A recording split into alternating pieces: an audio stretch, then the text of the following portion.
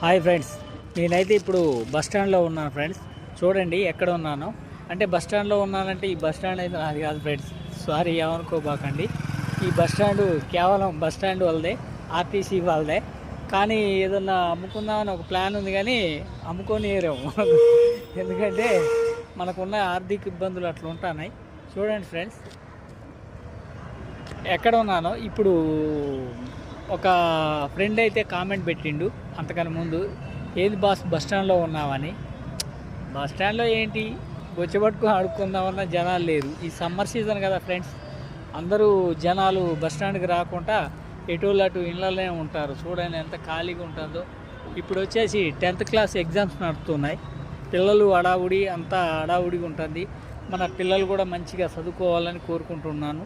10th class మంచి మార్కులు వచ్చి మంచి 100% పాస్ అవ్వాలని కోరుకుంటున్నాను ఫ్రెండ్స్. Bye friends.